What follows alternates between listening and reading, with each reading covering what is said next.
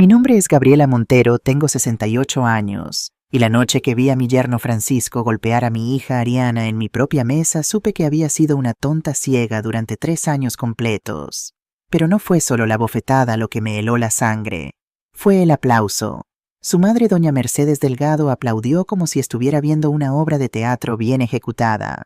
Sonrió con orgullo y dijo: «Así se hace, hijo. Las mujeres necesitan disciplina». En ese momento entendí que no estaba lidiando con un hombre violento. Estaba lidiando con un sistema entero construido sobre el abuso. Y yo, como tonta, había estado pagando por mantener ese sistema funcionando sin siquiera saberlo. Déjame contarte cómo llegué a ese punto. Porque si eres una madre, una abuela, una mujer que ha sacrificado todo por su familia, necesitas escuchar esto. Necesitas saber las señales que yo ignoré. Necesitas saber que nunca es demasiado tarde para proteger a las personas que amas. Aunque tengas 68 años como yo, aunque pienses que ya no tienes poder, aunque todos te digan que te quedes callada por el bien de la familia. Era una cena familiar como tantas otras que había organizado en mi apartamento durante los últimos 40 años. Desde que mi esposo Rodrigo murió hace 7 años, estas cenas se habían vuelto aún más importantes para mí. Eran la única forma en que podía ver a todos mis hijos juntos a Ariana, a su hermano mayor Carlos y a sus familias. Mi apartamento en Gracia no es grande, pero es acogedor. 100 metros cuadrados en un edificio de 1920 con techos altos y balcones con rejas de hierro forjado. Lo compré con Rodrigo en 1982, cuando aún podíamos permitírnoslo con nuestros salarios de maestros. Ahora vale más de 400.000 euros, pero nunca lo vendería. Aquí crié a mis hijos. Aquí Rodrigo tomó su último café. Aquí están todos mis recuerdos. Esa noche había preparado paella valenciana, la receta de mi madre, con azafrán auténtico que cuesta una fortuna pero que vale cada céntimo. Había comprado vino tinto de Rioja pan recién horneado de la panadería de la esquina y había hecho flan casero para el postre. Todo tenía que ser perfecto. Porque verás, cada vez que Francisco y su madre venían a cenar, yo sentía que estaba siendo juzgada. Mercedes siempre encontraba algo que criticar: la sal, la temperatura, la disposición de los cubiertos. Y Francisco simplemente se sentaba como un rey esperando ser servido. Pero yo aguantaba, porque amaba a mi hija porque quería que mi familia estuviera junta, porque pensaba que ser buena suegra significaba tragar mi orgullo y mantener la paz. ¡Qué tonta fui! La cena comenzó normalmente. Carlos llegó con su esposa Isabel y sus 2 hijos pequeños, Mateo y Lucía. Los niños corrieron hacia mí gritando: «¡Abuela, abuela!», y eso siempre me llenaba el corazón.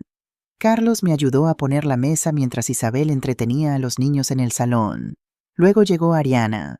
Cuando abrí la puerta, mi corazón se apretó. Llevaba una blusa de manga larga a pesar del calor de marzo. Su maquillaje era más pesado de lo habitual, especialmente alrededor de los ojos. Su sonrisa no llegaba a sus ojos.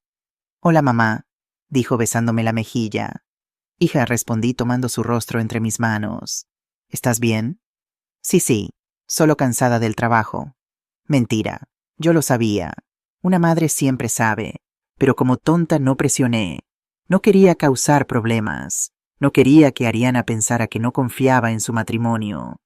Dios, cómo me arrepiento de ese silencio. 10 minutos después llegaron Francisco y Mercedes.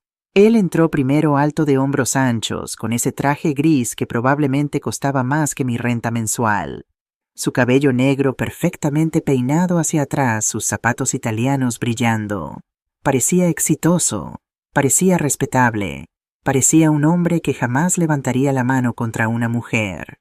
«Gabriela», dijo besándome ambas mejillas de forma mecánica. Su aliento olía a whisky caro. Ya había estado bebiendo. Mercedes entró detrás de él con ese abrigo de piel que usaba incluso en primavera para demostrar que tenía dinero. 65 años, pero aparentaba más no por las arrugas, sino por la dureza en su rostro. Sus labios siempre fruncidos en desaprobación, sus ojos siempre evaluando, juzgando. «Buenas noches, Gabriela», dijo fríamente, entregándome su abrigo como si yo fuera su empleada doméstica. Tragué mi orgullo y lo colgué en el perchero. Nos sentamos a cenar. La mesa estaba perfecta, mi mejor mantel blanco, las copas de cristal que había heredado de mi abuela, velas encendidas. Los niños charlaban felices. Carlos contaba anécdotas de su tienda de fotografía. Isabel reía, pero había una tensión en el aire que solo yo parecía sentir. Observé a Ariana de reojo. Se sentó lo más lejos posible de Francisco. Apenas comía. Sus manos temblaban ligeramente cuando tomaba su copa de agua. Francisco, por otro lado, servía su tercera copa de vino. Su cara estaba enrojecida. Sus movimientos se volvían más bruscos. «Este vino es mediocre», dijo de repente interrumpiendo una conversación. «En nuestra casa tenemos un reserva del 98 que cuesta 200 euros la botella». Mercedes asintió con aprobación. Francisco tiene buen gusto para estas cosas. Apreté mis manos bajo la mesa. Respiré profundo. «Me alegro que disfrutes de buenos vinos, Francisco», dije con calma. «Este es uno de mis favoritos». Él resopló con desprecio. Carlos cambió de tema rápidamente preguntando sobre el negocio de bienes raíces de Francisco. Fue entonces cuando noté algo extraño. Cuando Carlos preguntó sobre propiedades específicas que Francisco supuestamente había vendido, él se puso tenso. Mercedes intervino rápidamente desviando la conversación hacia otro tema. Fue solo un segundo, un momento extraño, pero lo noté. Serví la paella con orgullo.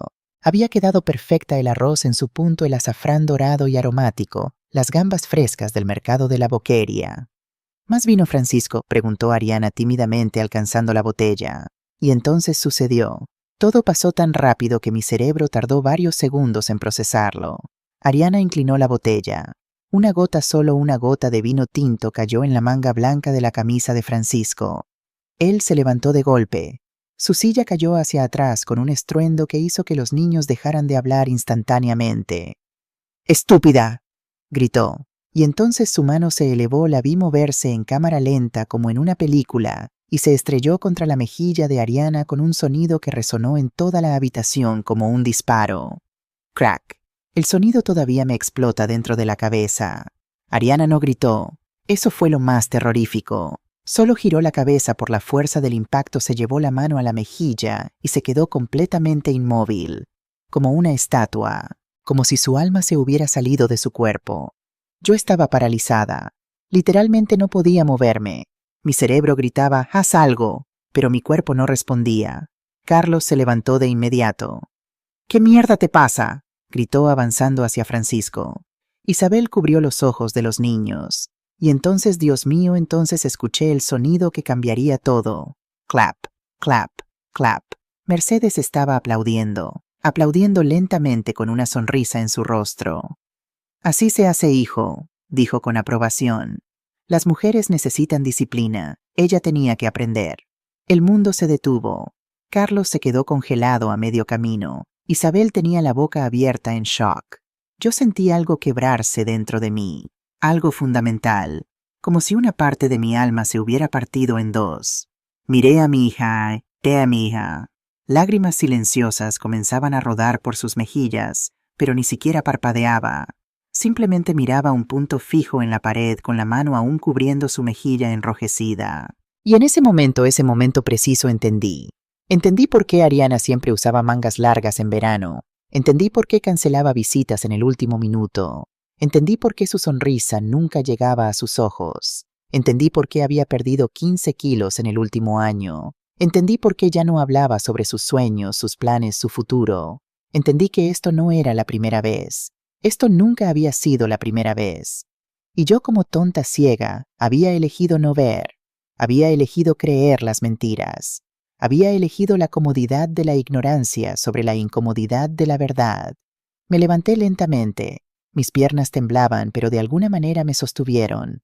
Miré a cada persona en la mesa. A Carlos, quien tenía lágrimas de rabia en sus ojos. A Isabel, quien sostenía a los niños contra su pecho. A Francisco, quien respiraba pesadamente con los puños aún cerrados. A Mercedes, quien me miraba con desprecio como diciéndome, «Atrévete a decir algo». A Ariana, mi bebé, mi hija rota. No dije nada. Caminé en silencio hacia mi habitación. Cerré la puerta. Saqué mi teléfono móvil con manos temblorosas. Busqué en mis contactos un nombre que no había marcado en años. Javier Ortiz. Mi esposo Rodrigo y Javier habían sido mejores amigos durante 30 años. Javier había sido policía durante 25 años antes de retirarse y abrir su propia agencia de investigación privada. Cuando Rodrigo murió, Javier me había dicho: Gabriela, si alguna vez necesitas algo, lo que sea, llámame. Nunca lo había hecho. Hasta ahora. El teléfono sonó 3 veces. Gabriela, su voz sonaba sorprendida. ¿Estás bien, Tess? Javier, mi voz salió quebrada. Necesito tu ayuda. Ha pasado algo terrible. Dime dónde estás. Voy para allá. Mi apartamento, Gracia. Por favor, date prisa. Estaré ahí en 15 minutos. Colgué. Respiré profundo. Miré mi reflejo en el espejo del armario. Vi a una mujer de 68 años con el cabello gris recogido en un moño arrugas alrededor de sus ojos, manos que habían trabajado duro durante décadas. Una mujer que había criado 2 hijos como maestra con un salario modesto. Una mujer que había enviudado y había sobrevivido. Una mujer que había pensado que sus días de luchar habían terminado.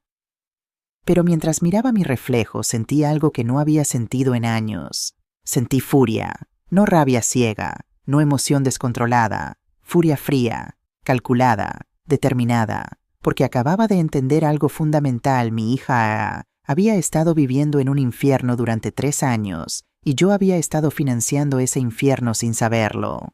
Cada regalo que le di a Francisco y Ariana: 20.000 euros para la boda, 15.000 euros para su luna de miel, 10.000 euros para ayudar con gastos.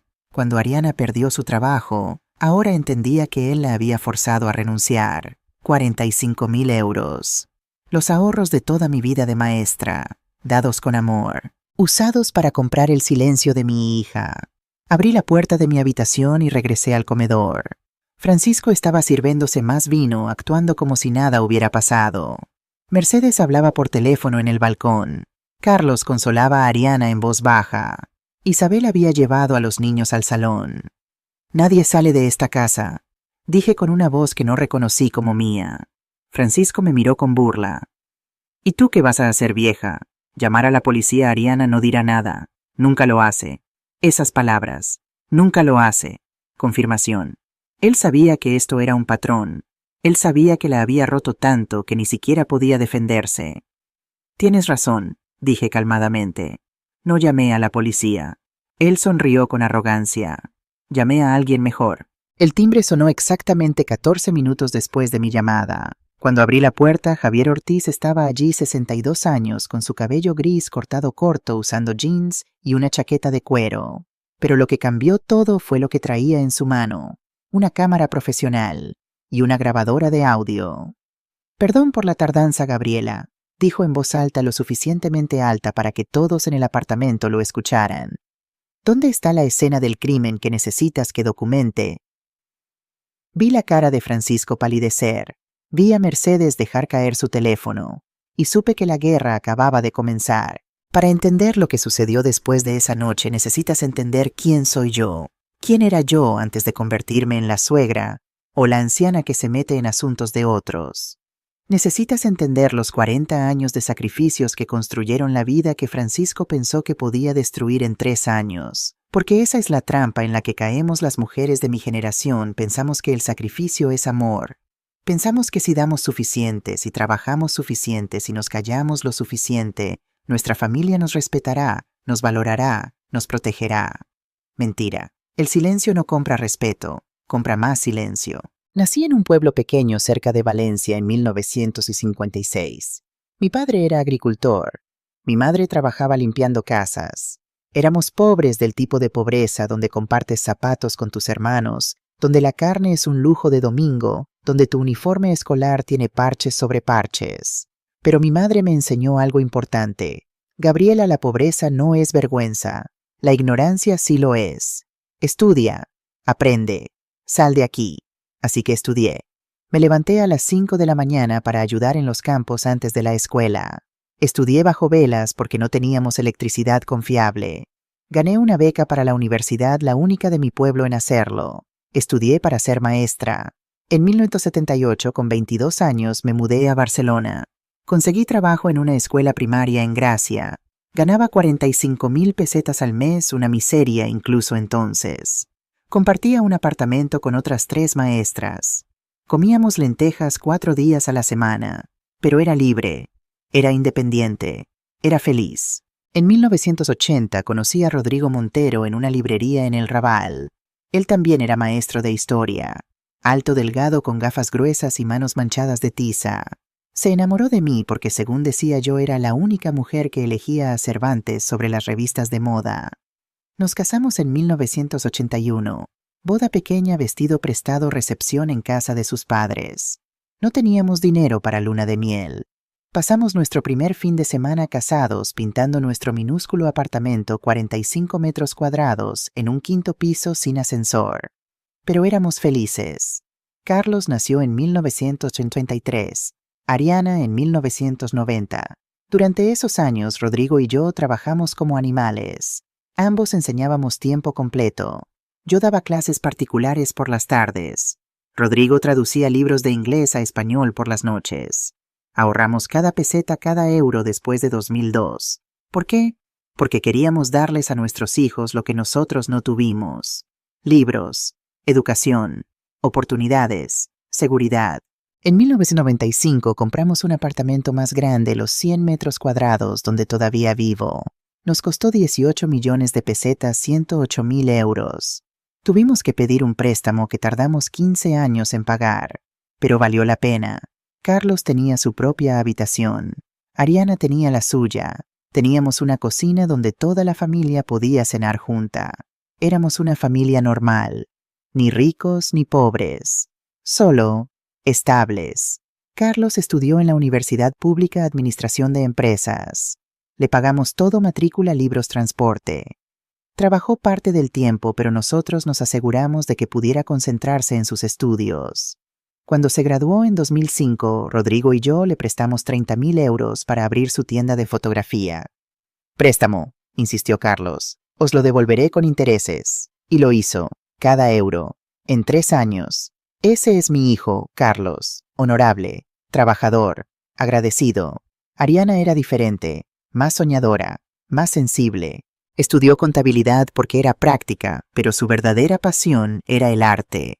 Pintaba hermosas acuarelas que todavía decoran mi apartamento. Era gentil, demasiado gentil.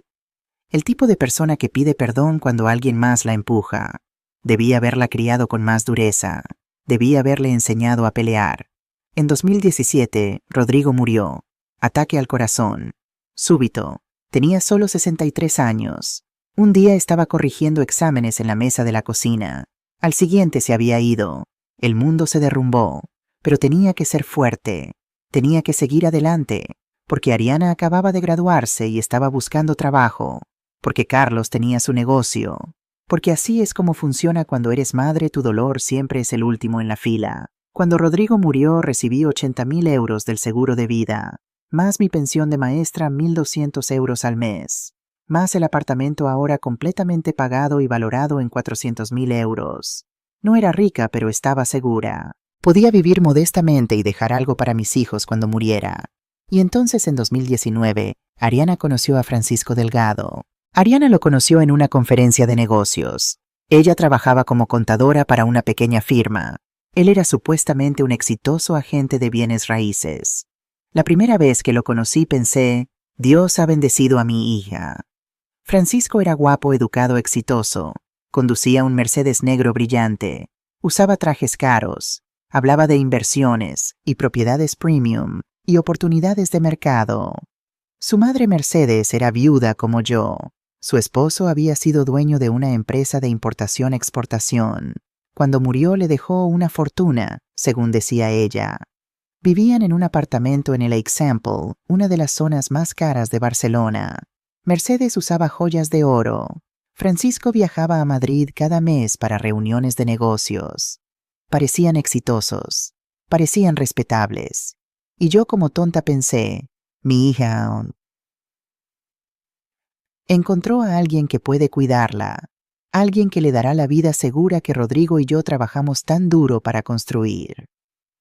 Los 6 meses de noviazgo fueron perfectos, demasiado perfectos.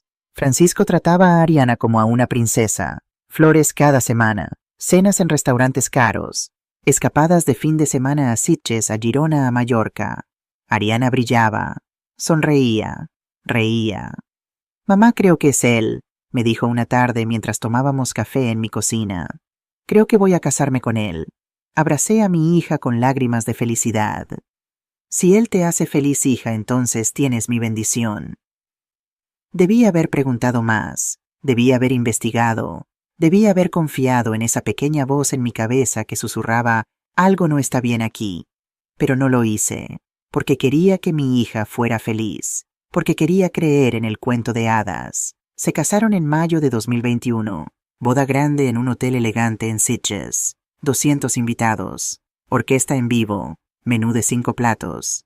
Mercedes insistió en que ella pagaría la mitad. Somos familia ahora, dijo. Compartimos todo. Yo pagué mi mitad 20.000 euros, un cuarto de mis ahorros del seguro de vida de Rodrigo. Pero era mi única hija, su única boda. ¿Valía la pena, verdad? La luna de miel fue en las Maldivas. 2 semanas. Todo incluido. Yo contribuí con 15.000 euros más. Para que tengan un comienzo perfecto, les dije. Carlos me llevó aparte en la recepción. Mamá, ¿estás segura de esto? Es mucho dinero. Tu hermana merece ser feliz, le respondí. Él no dijo nada más, pero vi la preocupación en sus ojos. Debí haberlo escuchado. Los primeros 6 meses después de la boda, todo parecía bien. Ariana y Francisco se mudaron a un apartamento en Les Corts, otro barrio caro. Ella seguía trabajando en la firma de contabilidad. Él seguía vendiendo propiedades. Pero empecé a notar cosas pequeñas. Ariana cancelaba nuestros almuerzos del domingo. Francisco tiene un evento de negocios. Francisco quiere que lo acompañe a ver a su madre. Francisco necesita que me quede en casa para recibir unos documentos importantes. Siempre Francisco. Cuando venía a visitarme usaba mangas largas incluso en julio. Una vez le pregunté, «Hija, ¿no tienes calor?» «No, mamá. Soy friolenta». Mentira. Ariana nunca había sido friolenta. Comenzó a perder peso. Mucho peso.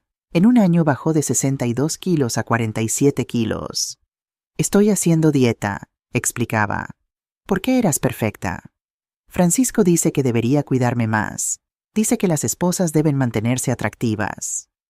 Mi estómago se tensó, pero no dije nada. No quería interferir. Dios, ese silencio. Ese maldito silencio. Entonces vinieron las solicitudes de dinero. Primero fue Francisco. Me llamó directamente sin Ariana. Gabriela, tengo una oportunidad de inversión increíble. Una propiedad en Sarriá que puedo comprar con descuento y revender en 3 meses por 50.000 euros de ganancia. Pero necesito 10.000 euros para cerrar el trato. ¿Podrías prestármelos? Te los devuelvo en 3 meses con intereses. Dudé. Francisco, eso es mucho dinero. Por supuesto, lo entiendo. Pensé que como familia podríamos ayudarnos mutuamente. Pero si no puedes, está bien. No quiero presionarte. Ariana apareció en el fondo. Mamá, Francisco te está molestando. No, hija. Todo está bien. Colgó. Yo le transferí los 10.000 euros. Porque quería ayudar. Porque eran familia. Porque pensé que era una inversión legítima. 3 meses pasaron. Nada. 6 meses. Nada. Cuando pregunté amablemente, Francisco dijo, el trato se cayó. Fue mala suerte. Pero no te preocupes, te lo devolveré pronto. Nunca lo hizo. Luego Ariana perdió su trabajo. Según ella, la firma estaba recortando personal. Necesitaba dinero para aguantar mientras buscaba otro empleo. Le di 5.000 euros más. Después supe la verdad. Francisco la obligó a renunciar. Dijo que una esposa suya no necesita trabajar y que la hacía verse mal. La aisló. La hizo dependiente. Le quitó su independencia económica. Táctica clásica de abusadores. Y yo sin saberlo financié esa táctica. Una tarde Ariana vino a visitarme sin avisar. Era extraño, Francisco nunca la dejaba salir sin permiso. Tenía un ojo morado. Me caí en las escaleras, dijo rápidamente evitando mi mirada. Ariana, mamá, por favor, no empieces. Ya me siento suficientemente torpe. Abracé a mi... Sentí sus costillas a través de su blusa. Sentí cómo temblaba. Debí haberla llevado al hospital. Debí haber llamado a la policía. Debí haber insistido en la verdad. Pero no lo hice, porque ella me pidió que no lo hiciera, porque no quería causar problemas, porque tenía miedo de que Francisco se enojara. Debí haberme preguntado, ¿enojara por qué? Por decir la verdad. Otra vez, Ariana apareció con una quemadura en el brazo. Accidente de cocina. Otra vez me golpeé con la puerta del armario. Otra vez resbalé en la ducha. Excusas, tantas excusas. Y yo como cobarde las acepté todas. Porque era más fácil creer que enfrentar la horrible verdad, mi hija estaba siendo golpeada por el hombre que yo había abrazado en su boda, al que yo había dado dinero, a quien yo había llamado hijo. En diciembre de 2023, 3 meses antes de esa cena terrible, Ariana llamó llorando a las 3 de la mañana. Mamá, ¿puedes venir por mí? ¿Qué pasó? ¿Dónde estás? En casa, pero necesito salir, por favor. Fui inmediatamente.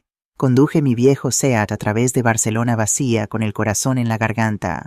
Cuando llegué, Ariana estaba esperando en la calle. Tenía una bolsa pequeña. Su rostro estaba hinchado de llorar. ¿Qué pasó?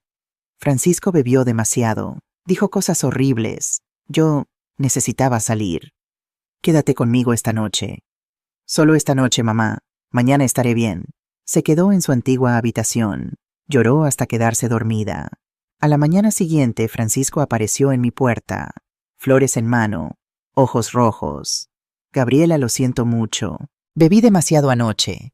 Dije cosas que no quise decir. Ariana es mi mundo. Por favor, déjame hablar con ella. Ariana salió. Lo perdonó. Se fueron juntos. Y yo los dejé ir. Ese fue mi mayor error.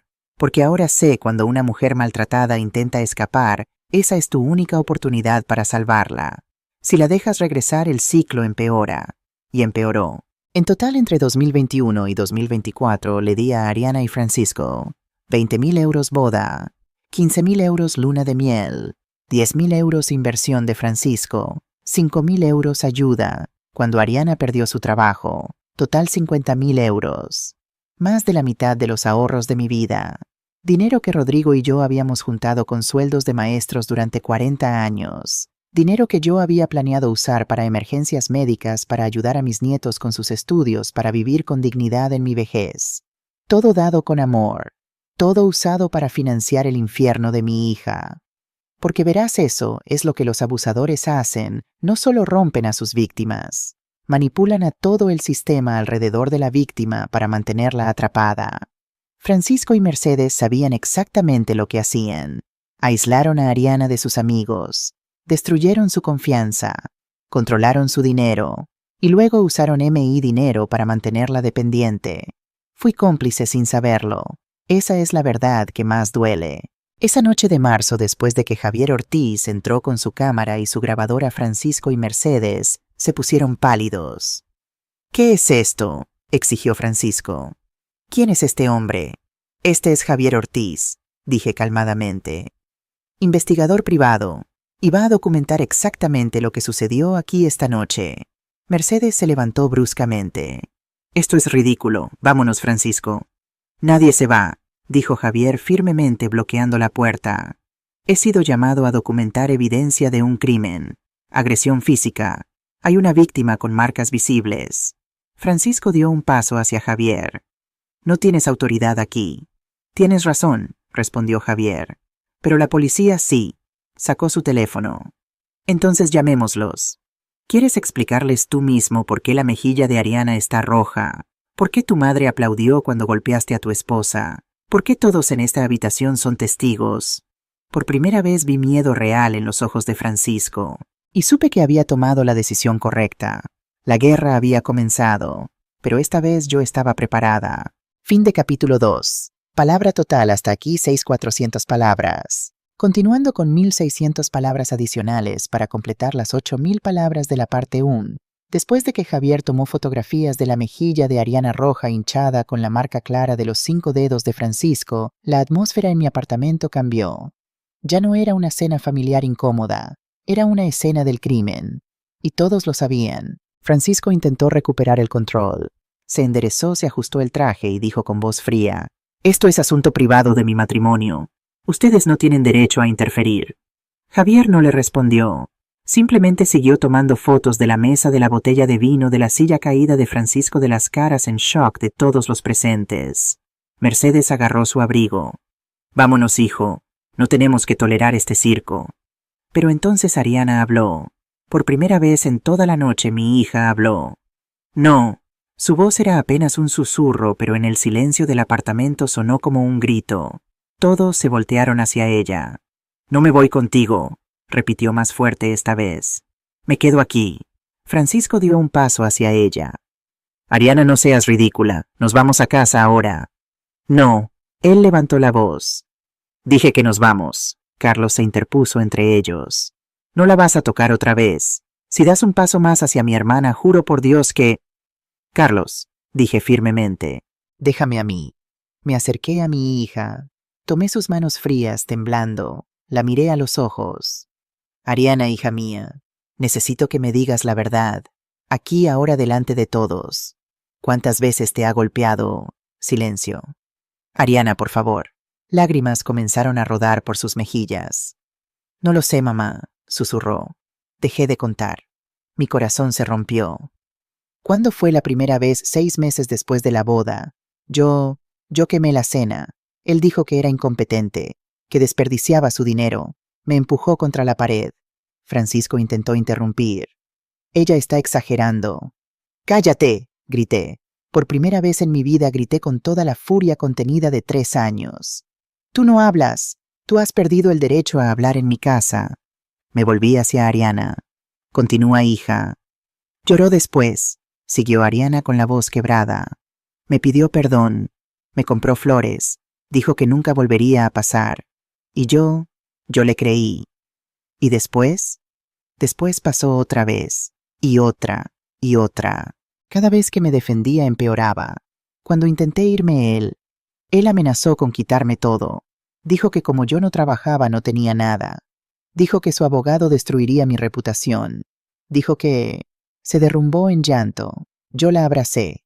Sentí su cuerpo frágil, demasiado delgado, temblando contra el mío. Y en ese momento hice una promesa silenciosa: nunca, nunca más dejaría que este hombre la tocara. Mercedes, quien había estado inusualmente callada, finalmente habló. Todo esto es un malentendido. Francisco es un buen hombre. Ariana es dramática, siempre ha sido dramática. Quieren saber la verdad, ella lo provoca. Gasta su dinero. No cumple con sus deberes de esposa. Un hombre solo puede aguantar tanto. Javier detuvo su cámara y la enfocó hacia Mercedes. Repita eso, por favor. Para la grabación. Mercedes se dio cuenta de su error demasiado tarde. Yo no quise decir... Usted dijo que Ariana provoca a su hijo, que un hombre solo puede aguantar tanto. Está justificando la violencia doméstica. No yo solo, porque sus palabras, señora, son evidencia de complicidad. En España, bajo el Código Penal, quien alienta o justifica actos de violencia de género puede ser procesado como cómplice. Mercedes palideció. Javier continuó implacable. Y cuando usted aplaudió después del golpe frente a múltiples testigos, se convirtió en algo más que cómplice. Se convirtió en participante activa.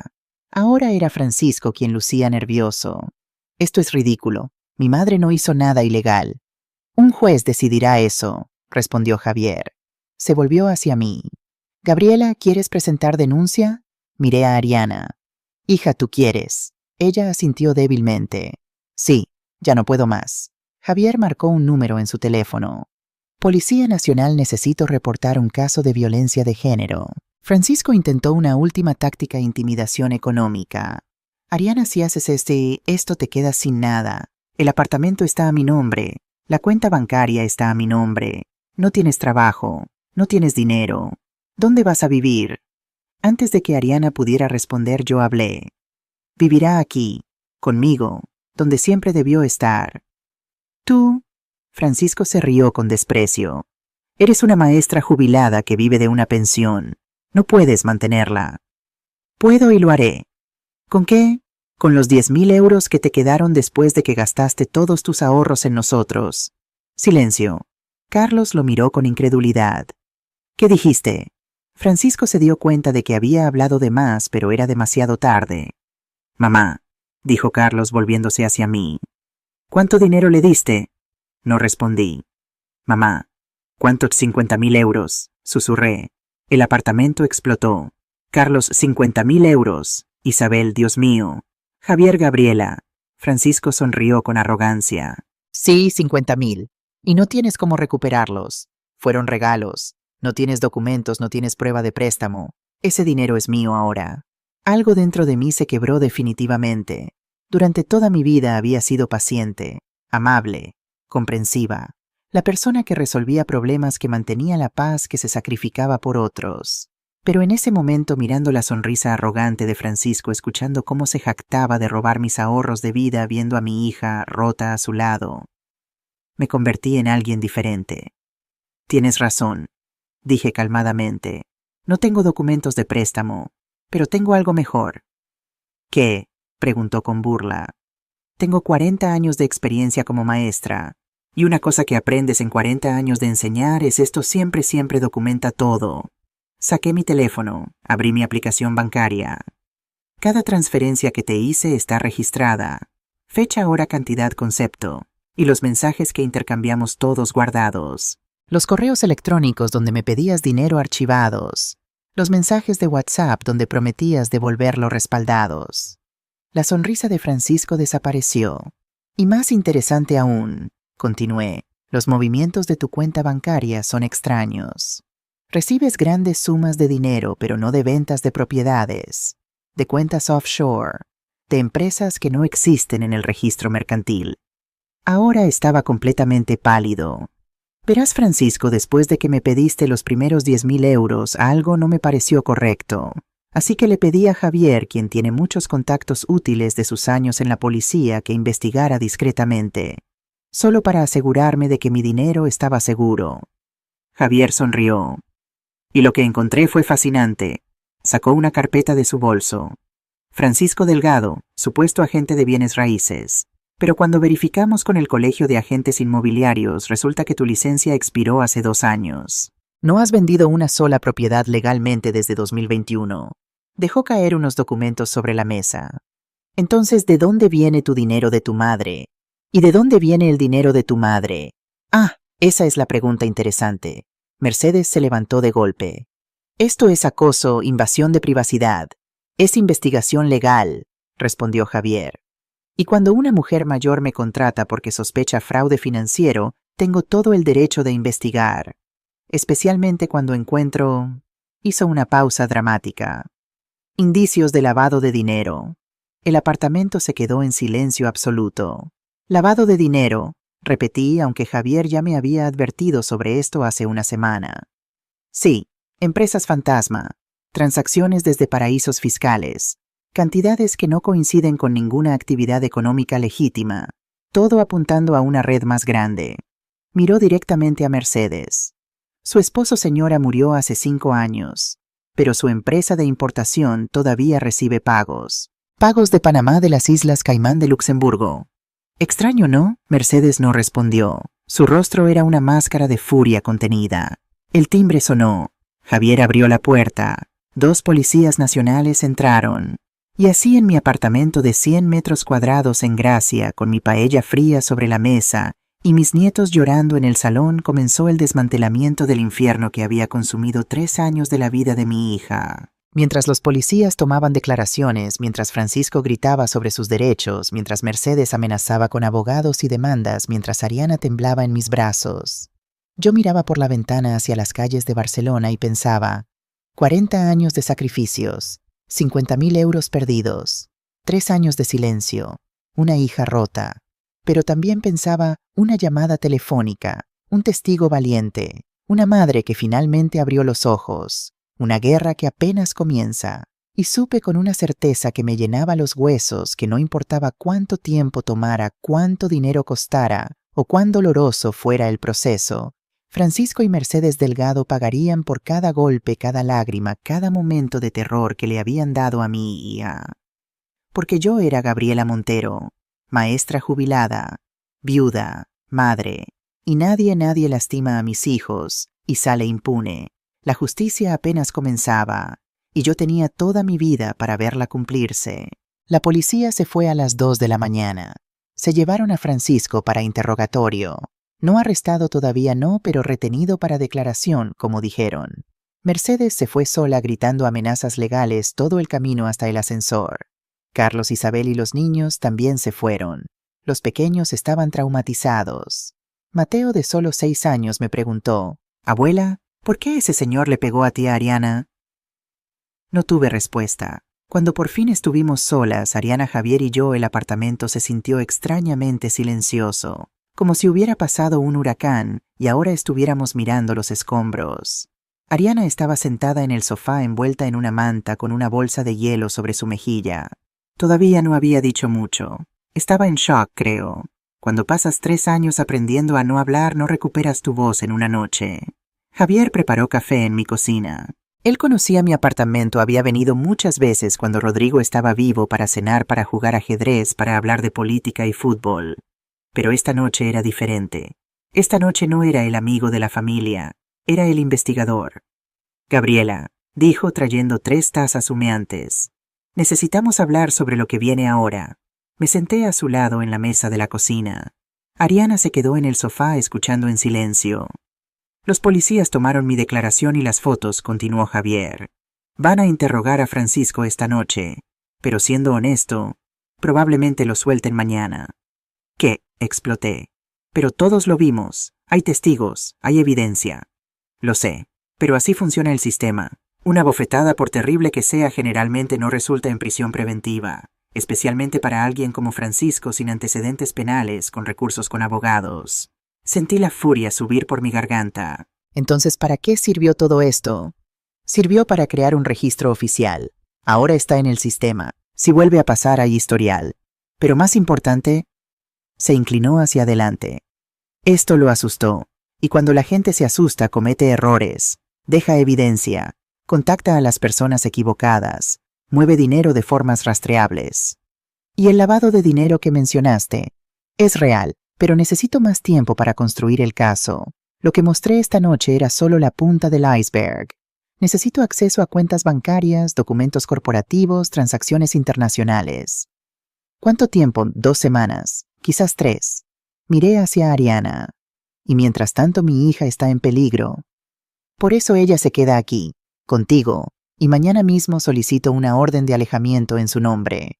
Ariana finalmente habló con voz pequeña. ¿Una orden de alejamiento funciona? Javier fue honesto. A veces, pero no siempre. Por eso también voy a recomendarte algunas medidas adicionales. Se levantó y sacó una libreta de su chaqueta. Primero, cambias las cerraduras de este apartamento mañana mismo. Segundo, instalamos una cámara en la puerta principal. Tercera, Ariana no sale sola nunca. Cuarto, bloqueas todos los números de Francisco y Mercedes en todos los dispositivos. Quinto, documentas todo, cada mensaje, cada llamada, cada encuentro. Escribió una dirección en un papel. Y sexto, mañana a las 10 a.m. van a esta dirección. Es una abogada especializada en casos de violencia de género. Se llama Elena Vega. Es la mejor en Barcelona. ¿Cuánto cobra? Pregunté haciendo cálculos mentales de mis escasos ahorros restantes. Para casos como este trabaja con tarifa reducida, a veces pro bono si el caso es fuerte, y este caso, Gabriela, es muy fuerte. Después de que Javier se fue, eran casi las 4 a.m., ayudé a Ariana a instalarse en su antigua habitación. La habitación que había sido suya desde los 8 años hasta los 29, cuando se casó con Francisco. Todavía tenía sus pósters de la universidad en las paredes, su escritorio viejo, la lámpara que yo le había comprado cuando empezó secundaria. La ayudé a ponerse un pijama limpio, uno mío, porque no había traído nada. «Mamá», dijo mientras yo doblaba la manta extra, «necesito decirte algo». «¿Qué, hija?» Se sentó en la cama, respiró profundo. «Hace 1 año intenté irme. Empaqué una maleta. Tenía dinero ahorrado, 3.000 euros que había escondido durante meses, euro por euro. Iba a irme a casa de Lucía. ¿Recuerdas a Lucía, mi amiga de la universidad?» Asentí. Lucía Torres, una chica maravillosa que había desaparecido de la vida de Ariana después de la boda. Francisco me encontró empacando.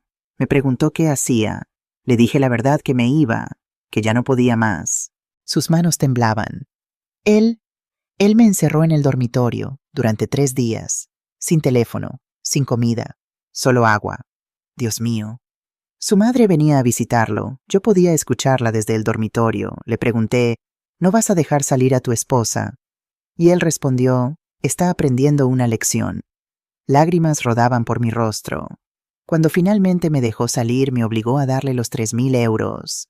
Dijo que si intentaba irme otra vez me encontraría, y me haría algo peor que encerrarme. Ariana, hija, ¿por qué no me dijiste? Porque me amenazó. Dijo que si te contaba te haría daño a ti también. Dijo que tenía contactos peligrosos, que podía hacer que te pasara un accidente. Y yo te creo, mamá. No podía arriesgar tu vida. Me senté junto a ella y la abracé. Lloramos juntas. Nunca más, susurré. Nunca más tendrás que protegerme de la verdad. Pero entonces Ariana dijo algo que me heló la sangre. Mamá, hay algo más. Algo que ni siquiera Javier sabe todavía. ¿Qué? Yo grabé a Francisco durante meses. Tengo un teléfono viejo escondido en el apartamento. Lo activaba cada vez que él comenzaba a enojarse. Tengo más de 50 grabaciones. Mi corazón se detuvo. 50 grabaciones de él golpeándote. No solo eso, tengo grabaciones de él hablando por teléfono sobre dinero, sobre entregas, sobre porcentajes, cosas que no suenan legales. ¿Dónde está ese teléfono? Escondido en una caja de tampones en el baño. Él nunca revisaría ahí. Ariana, respiré profundo. Mañana vamos a recuperar ese teléfono. Pero Francisco va a estar ahí, y está furioso. Entonces iremos con Javier, y con la policía si es necesario. Porque esas grabaciones, hija, son la diferencia entre una orden de alejamiento temporal y poner a ese hombre en prisión. Lunes 17 de marzo 2024, 10:00 AM. Como Javier predijo, Francisco fue liberado el domingo por la mañana, sin cargos, solo una advertencia, el sistema fallando como siempre. Pero yo no iba a dejar que eso me detuviera. A las 10 AM exactas, Ariana y yo estábamos en la oficina de la abogada Elena Vega en Paseo de Gracia, un edificio elegante, oficinas modernas. Elena nos recibió personalmente, una mujer de 38 años con traje negro, cabello recogido en un moño impecable y ojos que habían visto demasiados casos como el nuestro. Señora Montero, señorita Ariana, saludó profesionalmente. Javier me puso al día. Siéntense, por favor. Su oficina tenía estantes llenos de códigos legales, diplomas en las paredes y una foto de ella recibiendo un premio de Derechos de la Mujer 2022. Antes de comenzar, dijo Elena, necesito que entiendan cómo funciona esto. En España los casos de violencia de género son complicados. El sistema está diseñado para proteger a las víctimas, pero también respeta los derechos del acusado. Esto significa que necesitamos evidencia sólida y estrategia inteligente. Entendemos, respondí. Elena sacó una carpeta. Basándome en lo que Javier me contó, tenemos testimonio de múltiples testigos de la agresión del sábado, fotografías de las lesiones, un historial médico que espero ustedes puedan proporcionarme. Miró a Ariana. ¿Cuántas veces buscaste atención médica por lesiones que tu esposo causó? Ariana bajó la mirada. 14 veces en 3 años. ¿Tienes los documentos? Algunos. El doctor Emilio Castillo era nuestro médico de familia. Él siempre sospechó. Creo que estaría dispuesto a ayudar. Elena tomó notas. Bien, hoy mismo contactamos al doctor Castillo. Su testimonio médico será crucial. Y hay algo más, dije. Le conté sobre las grabaciones de Ariana. Los ojos de Elena se iluminaron.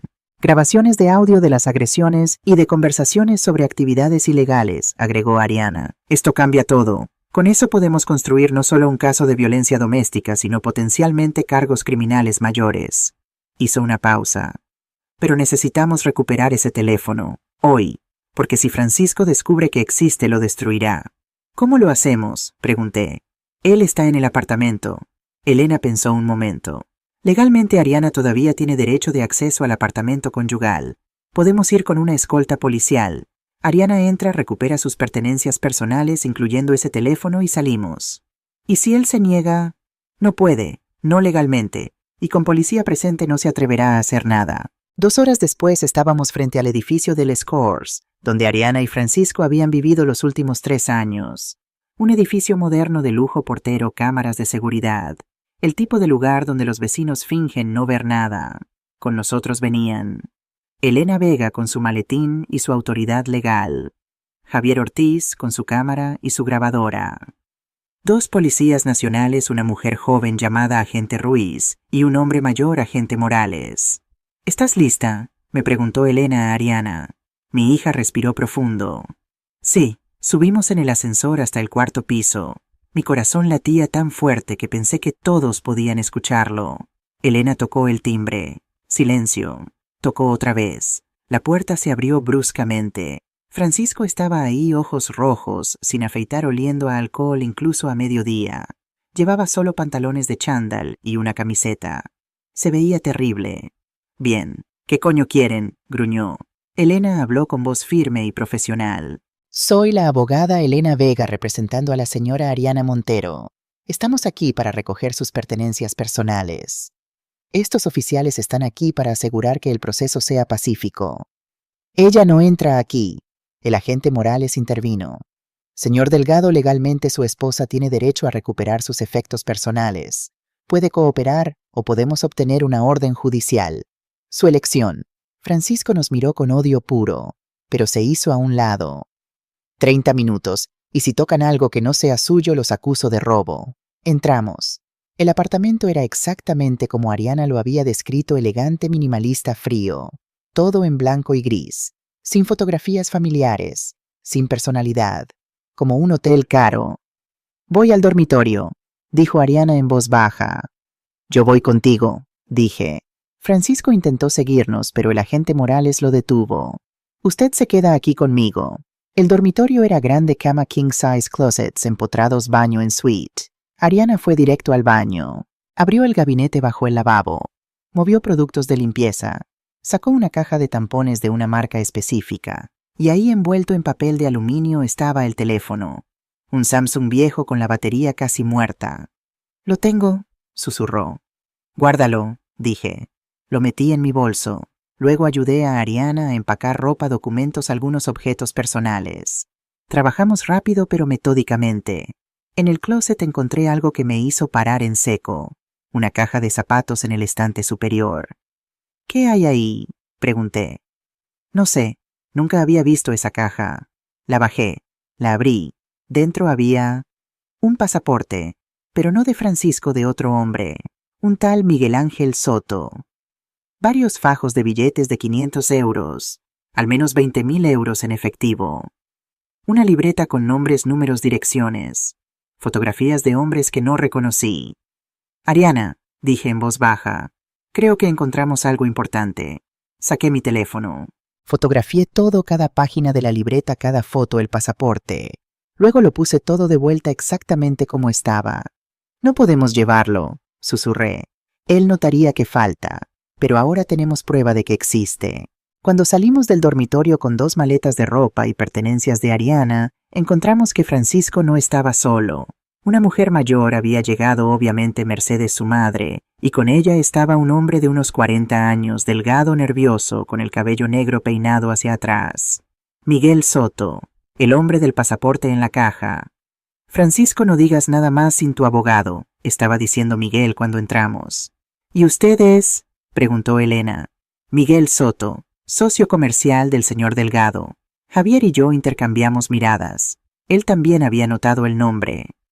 Encantada, señor Soto, dijo Elena fríamente. Hemos terminado aquí. Vámonos. Mientras caminábamos hacia la puerta, Miguel me miró directamente. Nuestros ojos se encontraron, y vi algo en su cara: miedo. No miedo de mí, miedo de Francisco, miedo de Mercedes, miedo de todo el sistema en el que estaba atrapado. Y en ese momento tomé una decisión arriesgada. Dejé caer accidentalmente mi bolso. Cosas cayeron al suelo: llaves, billetera, mi teléfono.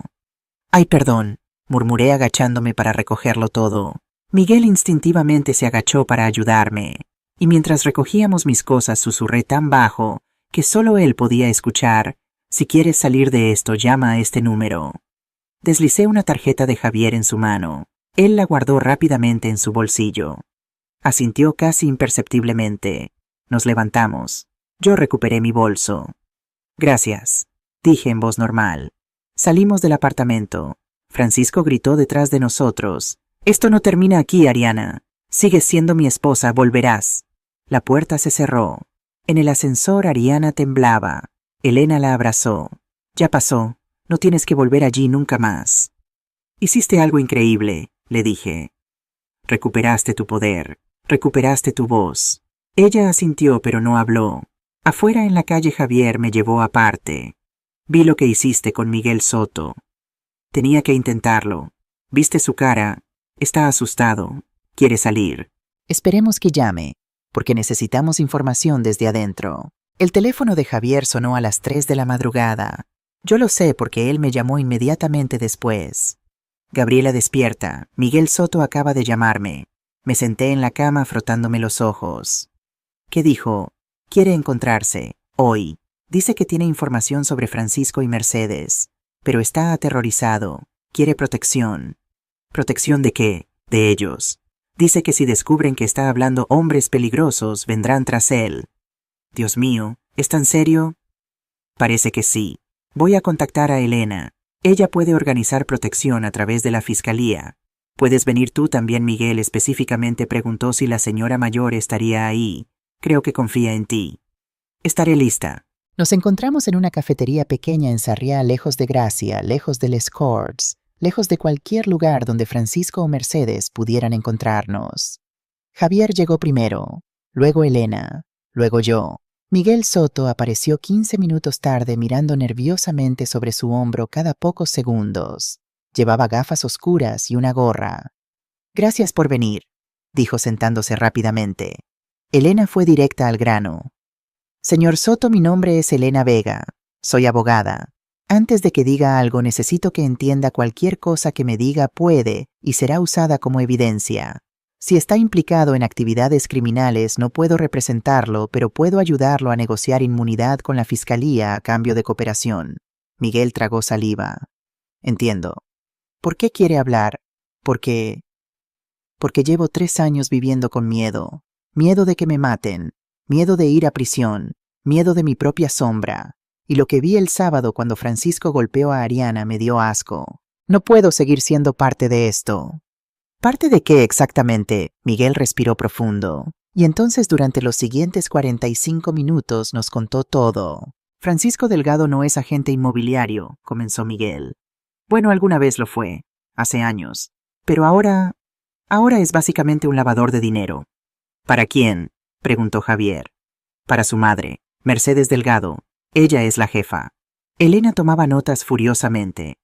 Cuando el esposo de Mercedes murió en 2019, dejó una empresa de importación. Pero no era solo importación legal. Era una fachada. Importaban drogas, principalmente cocaína, desde Sudamérica. Las metían en contenedores de café de frutas de maderas. Luego las distribuían por toda España. Mi estómago se revolvió. Después de la muerte del padre de Francisco, Mercedes mantuvo el negocio. Es más inteligente que su esposo jamás fue. Más cruel también. ¿Y Francisco? Francisco es su ejecutor. ¿Qué significa eso?, pregunté. Significa que él hace el trabajo sucio, cobra deudas, amenaza a gente, a veces algo peor. ¿Ha matado a alguien?, preguntó Javier. No que yo sepa, pero ha ordenado palizas, ha quemado negocios, ha destruido vidas. ¿Y usted?, preguntó Elena fríamente. ¿Cuál es su papel? Yo muevo el dinero, soy contador. Creo empresas fantasma, cuentas offshore, transacciones que parecen legítimas pero no lo son. Limpio el dinero sucio. ¿Por qué?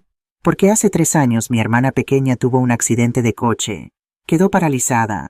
Necesitaba tratamiento caro, fisioterapia, operaciones. Yo no tenía dinero. Francisco se acercó, dijo que podía ayudar. Me prestó 50.000 euros. Se rió amargamente. Pero no era préstamo, era cadena. Ahora le debo más de 200.000 euros con intereses que él mismo inventa. Y cada vez que quiero salir me recuerda, tu hermana todavía necesita tratamiento, ¿verdad? Sería una pena si algo le pasara. Sentí una mezcla de asco y lástima. ¿Cuántas personas están atrapadas como usted?, preguntó Elena. Al menos una docena que yo conozca, tal vez más. Mercedes tiene toda una red de hombres que le deben dinero, mujeres que son chantajeadas, familias enteras bajo control. ¿Y Ariana?, pregunté. ¿Sabía ella algo de esto? No. Al principio Francisco la mantuvo completamente en la oscuridad, pero después de casarse ella comenzó a notar cosas, preguntas, y cada vez que preguntaba él la golpeaba para que callara. Mercedes sabía que Francisco golpeaba a Ariana. Saber Mercedes lo alentaba. Decía que las esposas necesitan disciplina, que una mujer que hace demasiadas preguntas es peligrosa. Elena cerró su libreta. Señor Soto, ¿está dispuesto a testificar sobre todo esto oficialmente? Sí, pero necesito protección. Si Mercedes descubre que hablé, enviaré a alguien tras de mí. Y no será para conversar. Hablaré con la Fiscalía Provincial hoy mismo. Podemos organizar protección de testigos, pero necesito que me dé todo: nombres, cuentas bancarias, documentos, todo. Lo haré. Tengo copias de todo escondidas en un lugar seguro. Las preparé hace meses esperando este momento. Javier se inclinó hacia adelante. Miguel, dime algo. Francisco tiene dinero para buenos abogados, ¿verdad? ¿Cómo vamos a asegurarnos de que no se escape? Sí, porque Mercedes está empezando a pánico. Y cuando está en pánico se vuelve descuidada. Está moviendo dinero ahora mismo, sacándolo de España, enviándolo a paraísos fiscales. Pero cada transacción grande deja huellas. Si actúan rápido pueden congelar las cuentas antes de que todo desaparezca. Elena se levantó. Entonces no tenemos tiempo que perder. Todo estalló 2 noches después. Ariana y yo estábamos en casa viendo televisión, o más bien fingiendo verla. Ella todavía no podía concentrarse en nada. El trauma era demasiado reciente. Habíamos cambiado las cerraduras, instalado la cámara, bloqueado todos los números de Francisco, pero no fue suficiente. A las 11:45 p.m. escuché golpes violentos en mi puerta. ¡Bam, bam, bam! Ariana, sé que estás ahí, abre esta puta puerta. La voz de Francisco. Borracho, furioso, fuera de control. Ariana se congeló en el sofá con la cara completamente blanca. Quédate aquí, susurré. Agarré mi teléfono y marqué el 112 emergencias. Emergencias, ¿cuál es su situación? Mi nombre es Gabriela Montero. Mi yerno está golpeando mi puerta violentamente. Hay una orden de alejamiento contra él. Mi hija está aquí. Tengo miedo de que entre por la fuerza. Dirección la di. Policía en camino. No abra la puerta. ¿Tiene algún lugar seguro donde esconderse? Sí. Vaya allí ahora. Pero antes de que pudiera moverme, escuché un ruido aterrador. Crack. Francisco estaba pateando la puerta. Te advertí, Ariana, te advertí que si hablabas te arrepentirías. Crack. La puerta se sacudió. La cerradura nueva aguantaba, pero no sé por cuánto tiempo. Ariana comenzó a hiperventilar. Va a entrar. Va a matarnos. No, dije con una voz más firme de lo que sentía. No lo hará. Fui a mi dormitorio. Del cajón de mi mesa de noche saqué algo que no había tocado en 7 años. La vieja porra policial de Rodrigo. Cuando él murió encontré esto entre sus cosas. Era de sus primeros años como maestro, cuando todavía hacía trabajo voluntario con la policía comunitaria. Nunca pensé que la usaría. Pero esa noche con Francisco tratando de derribar mi puerta con mi hija aterrorizada en mi sala, con mi corazón latiendo tan fuerte que pensé que explotaría. Sostuve esa porra y pensé, si él entra no saldré sin pelear. Crack, crack, crack. Y entonces, gracias a Dios, escuché las sirenas. Azul y rojo, más y más cerca. Policía, aléjese de la puerta. Los golpes se detuvieron. Escuché forcejeo. Francisco gritando obscenidades. Varios policías dándole órdenes. Miré por la mirilla. 3 policías tenían a Francisco contra la pared del pasillo. Estaba luchando, pero estaba demasiado borracho para pelear efectivamente. Está loca. Es mi esposa. Tengo derecho a verla. Usted tiene una orden de alejamiento, señor, y acaba de violarla. Le pusieron esposas. Abrí la puerta lentamente. Uno de los policías, una mujer en sus 30s, me miró. ¿Es usted Gabriela Montero? Sí. ¿Está herida? ¿Su hija? No. Gracias a Dios llegaron a tiempo. Miré a Francisco.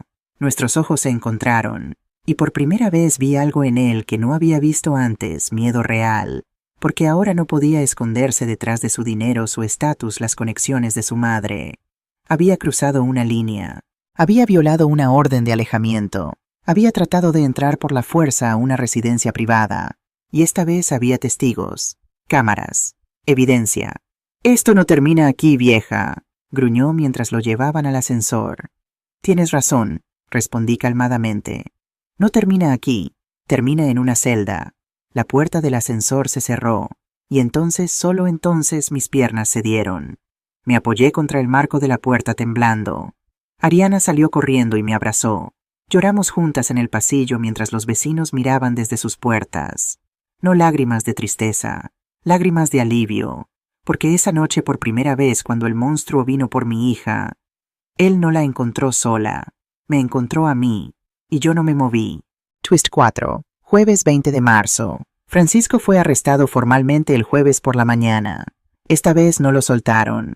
Violación de orden de alejamiento, plus intento de allanamiento de morada, plus conducta violenta y a la prisión preventiva, finalmente. Pero lo que sucedió después sorprendió incluso a Elena. 48 horas después del arresto, el abogado de Francisco, un hombre caro llamado Mateo Silva, contactó a la fiscalía con una oferta. Francisco quería negociar. Elena me llamó inmediatamente. Gabriela, necesitas venir a mi oficina. Ahora. Cuando llegué con Ariana y Javier, Elena tenía una expresión que no podía descifrar. Francisco se ofreció a cooperar con la investigación. Dijo sin preámbulo. ¿Qué? Ariana parecía confundida. Quiere hacer un trato, información completa sobre la red de narcotráfico y lavado de dinero a cambio de una reducción de sentencia. ¿Qué? Preguntó Javier. Y está dispuesto a testificar contra su propia madre. Silencio absoluto en la oficina. ¿Su madre? Repetí. Sí, dice que Mercedes es la verdadera jefa, que él solo seguía órdenes, que ella lo manipuló desde niño para ser su ejecutor, que tiene miedo de ella también. Ariana se rió una risa amarga rota. Es mentira. Él no tiene miedo de nadie excepto de ir a prisión. Lo sé, dijo Elena. Pero legalmente no importa si es verdad o manipulación. Si su testimonio es creíble y conduce a más arrestos, la fiscalía considerará su oferta. ¿Y Mercedes? Pregunté. ¿Qué dice ella? Curiosamente también quiere negociar. Su abogado contactó a la fiscalía esta mañana. Que también, sí, ella afirma que Francisco es violento, inestable y el verdadero criminal, que ella solo trataba de proteger el legado de su esposo muerto, que su hijo la manipuló y la obligó a participar. Javier silbó bajo. Se están vendiendo mutuamente. Exactamente. Madre e hijo dispuestos a destruirse para salvar sus propios cuellos. ¿Qué significa esto para Ariana? Pregunté. Significa que ambos van a prisión de todos modos. La pregunta es ¿por cuánto tiempo? Si Francisco testifica contra Mercedes, ella recibe más años. Si Mercedes testifica contra Francisco, él recibe más años. Si ambos testifican contra la red más grande, ambos reciben reducciones. Es asqueroso, murmuró Ariana. Ni siquiera ahora pueden actuar como familia. Solo se preocupan por ellos mismos. Elena asintió. Bienvenida a mi mundo. La mayoría de las redes criminales se desmoronan exactamente así, traición desde adentro. Twist Fink, viernes 21 de marzo. El viernes algo inesperado sucedió. Una mujer llamó a la oficina de Elena preguntando si podía hablar con la señora cuyo yerno fue arrestado. Elena me preguntó si quería hablar con ella. Dije que sí. Su nombre era Rosa Martínez, 32 años. Ojos oscuros llenos de dolor familiar. Vi la noticia en el periódico, dijo sentándose nerviosamente en la oficina de Elena. Sobre Francisco Delgado, sobre el arresto. ¿Lo conoce?, pregunté. Conozco a su madre, Mercedes Delgado. Me senté más derecha. Hace 4 años mi hermano Tomás trabajó para Mercedes. Era conductor. Transportaba mercancía de un lugar a otro. No sabía que era ilegal al principio. Pensó que era importación legítima. ¿Qué pasó? Cuando descubrió que estaba transportando drogas, quiso renunciar. Mercedes lo amenazó. Dijo que si hablaba iría a prisión como cómplice, que destruiría a nuestra familia, que éramos inmigrantes sin papeles entonces y nos deportaría. Y... Dios mío. Tomás intentó escapar de todos modos. Tomó a su novia e intentó irse a Francia. Pero Francisco lo encontró. Su voz se quebró. Lo golpearon tan mal que estuvo en coma durante 2 semanas. Cuando despertó tenía daño cerebral permanente. Ahora vive en un centro de cuidado. Tiene 35 años pero funciona como niño de 7. Lágrimas rodaban por mi rostro. Nunca pude probar nada. Nadie vio quién lo golpeó. La policía dijo que fue un robo que salió mal. Pero yo sé la verdad. Y cuando vi que finalmente arrestaron a Francisco, pensé que tal vez finalmente podría hacer algo. Elena tomó su mano. ¿Rosa estaría dispuesta a testificar sobre esto? Sí, lo que sea para que esa familia pague por lo que le hicieron a mi hermano. Después de que Rosa se fue, Elena me miró. Esto es más grande de lo que pensábamos. Si hay una víctima más, probablemente hay 10, 20. Necesitamos encontrarlas todas. Y las encontramos. En la siguiente semana, 5 personas más se acercaron. 1. Ana López, 28, exnovia de Francisco, quien la golpeó durante 2 años antes de Ariana. 2. Carlos Ruiz, 45, propietario de restaurante a quien Francisco extorsionó por protección. 3. Sofía Jiménez, 51, contadora que Mercedes obligó a falsificar documentos bajo amenaza. 4. Diego Moreno, 38, socio comercial que Francisco convenció de firmar sobre su negocio después de amenazar a su familia. 5. Lucía Torres, 33, la mejor amiga de Ariana, quien Mercedes había contactado para amenazarla si seguía metiendo ideas en la cabeza de Ariana. Lucía, mi corazón se rompió cuando ella apareció en mi apartamento. Gabriela, lo siento tanto. Lloró. Me amenazó. Dijo que haría que despidieran a mi padre de su trabajo, que arruinaría a nuestra familia. Por eso dejé de hablar con Ariana. No porque no me importara, sino porque tenía miedo. Abracé a esta joven que había sido como una segunda hija para mí. No es tu culpa. Ese es el poder que tenían hacernos sentir impotentes a todos. Esa noche Elena organizó una reunión de todas las víctimas en una sala comunitaria en Gracia. 9 personas, 9 historias, todas conectadas por el mismo hilo Mercedes y Francisco Delgado. Ariana compartió su historia primero. Fue difícil, varias veces tuvo que detenerse para respirar, pero lo hizo. Luego Rosa, luego Ana, luego todos los demás. Al final no había ningún ojo seco en la habitación. Ellos nos hicieron pensar que estábamos solos, dijo Ariana suavemente. Pero no estábamos solos, nunca lo estuvimos. Lucía tomó su mano. Ahora hablamos juntos. Y eso es exactamente lo que hicimos.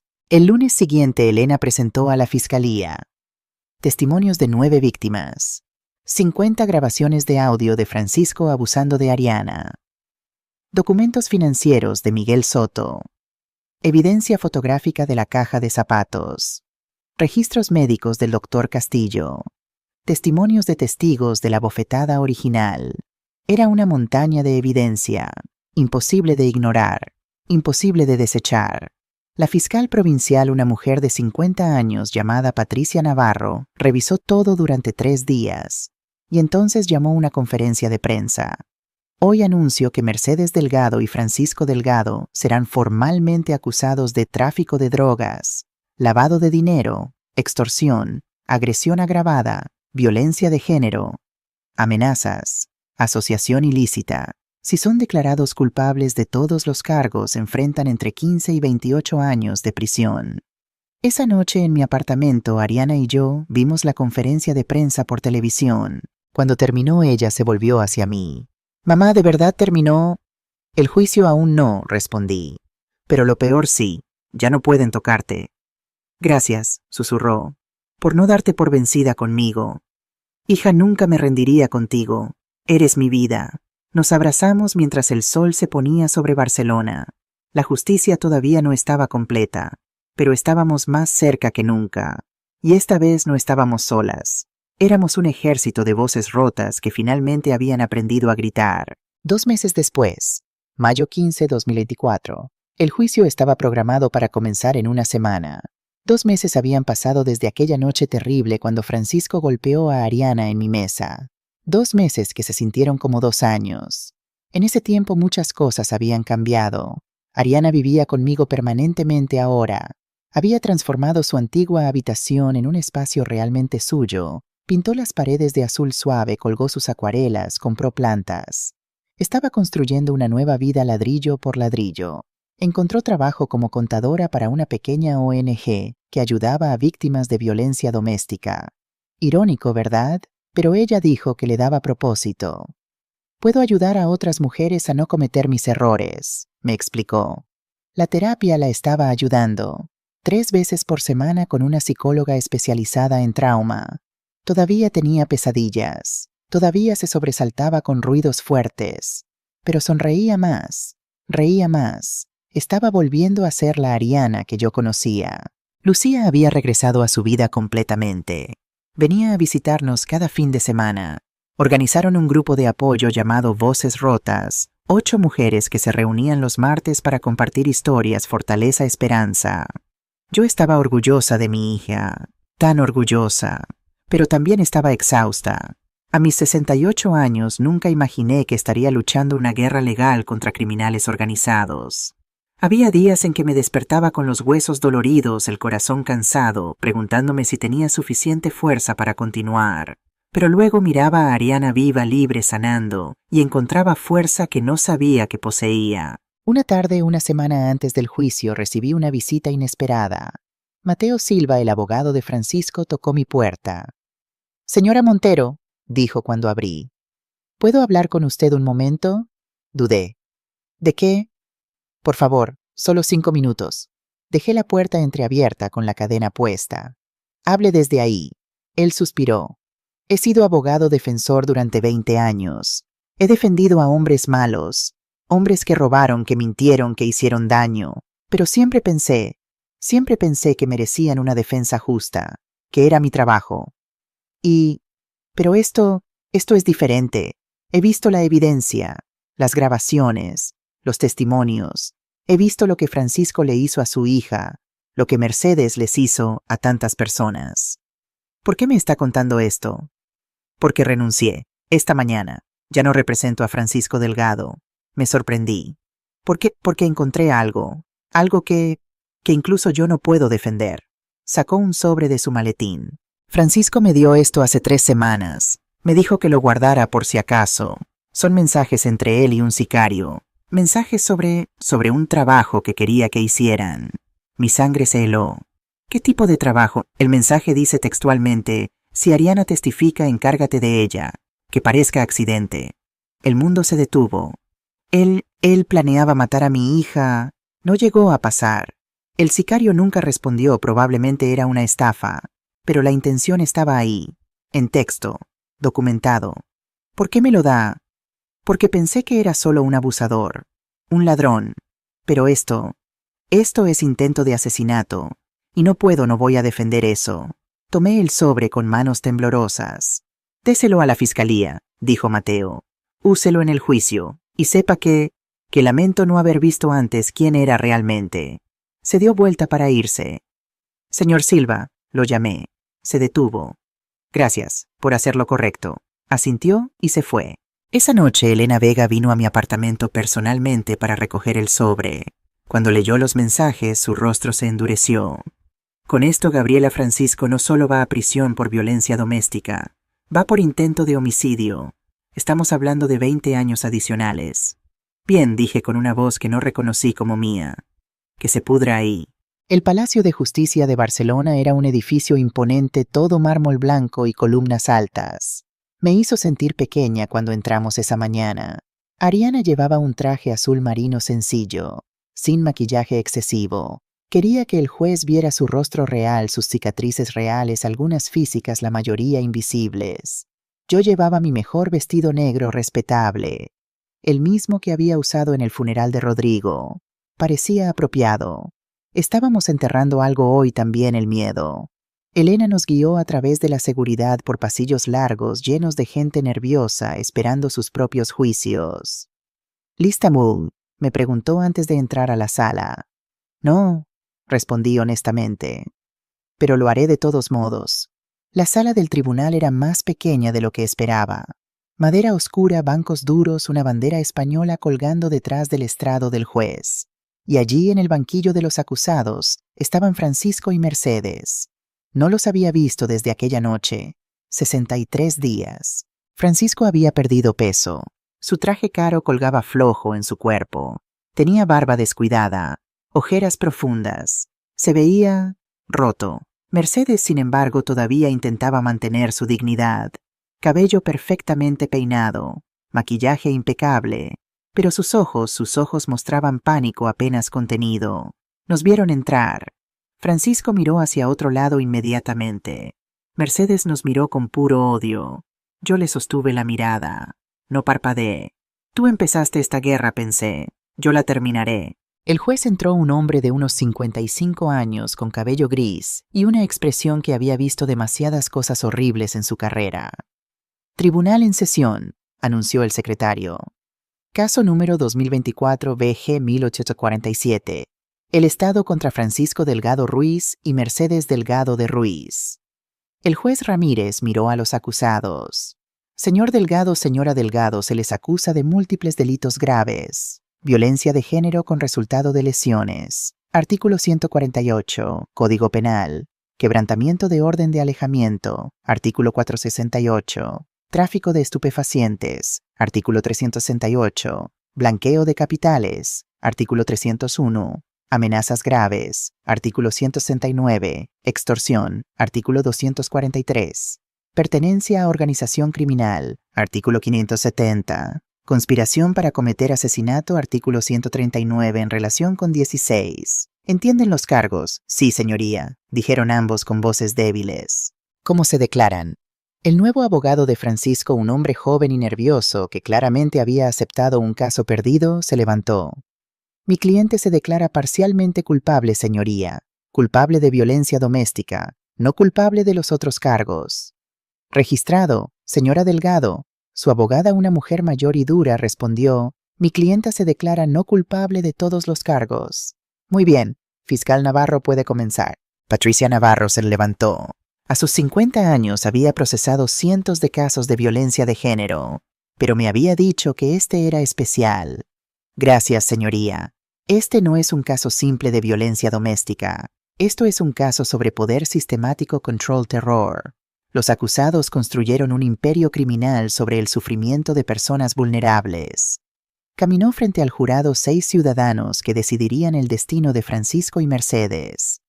Voy a demostrar que Francisco Delgado no solo golpeó a su esposa Ariana Montero en múltiples ocasiones durante 3 años, que no solo la aisló, la controló, la aterrorizó, sino que lo hizo como parte de un patrón más amplio de criminalidad. Apuntó hacia Mercedes.